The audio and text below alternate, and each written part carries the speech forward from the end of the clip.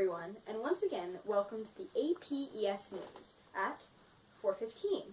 Last week, our focus was on biomes, and we saw a wonderful report on the taiga ecosystem. This week, we continue with our environmental theme and discuss eco-cities. Eco-cities are cities that strive to reduce their impact on the environment in a number of ways. For instance, by building up instead of out, like with these skyscrapers, or using mass transportation, like trolleys. A healthy dose of renewable energy also can't hurt their cause.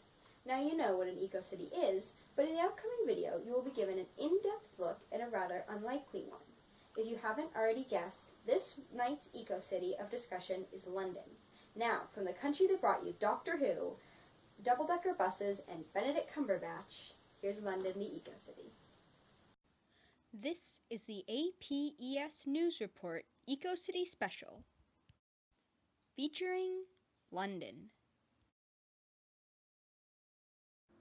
The first picture in your mind of London wouldn't lead you to see it as an eco-city. With crowded, narrow streets and honking taxis, it doesn't look like a model eco-city. However, dig a little deeper and it's a great example of one.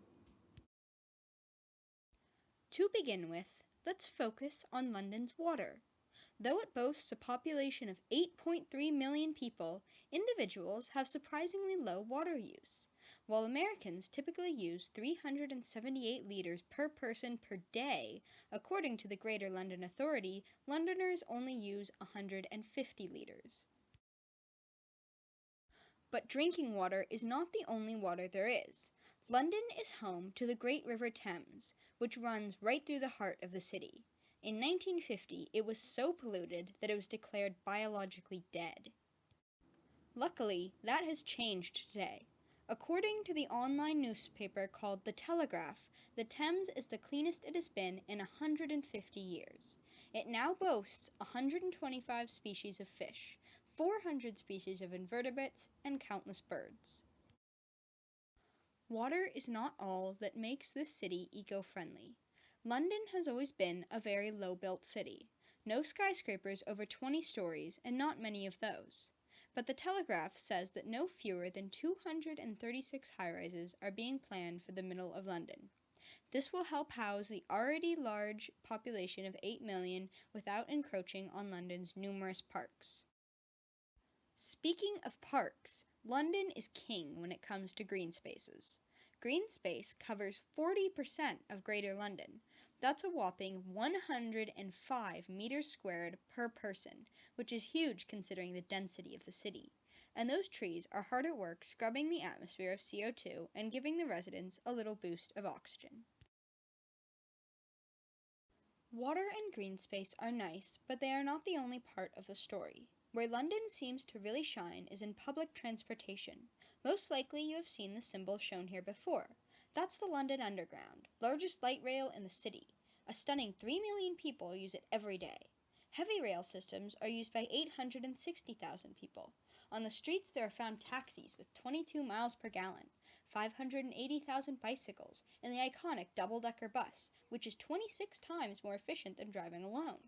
All these seek to lower the already low carbon footprint of 4.8 tons per person per year. Compare that to the 17 tons per person per year in the US. And the green transport trends are getting better too. London officials plan to increase electric vehicles to 100,000, and hybrid double-decker buses have just been released. And if you travel to London, remember, they are trying to cut back on traffic further. And if you are taking your car into the heart of London, you're subject to a heavy congestion fee.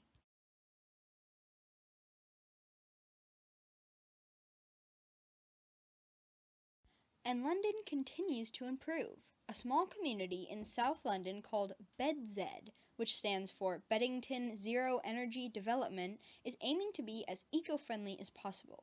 Its water consumption is 50% of London's average. Houses are built with sustainable materials.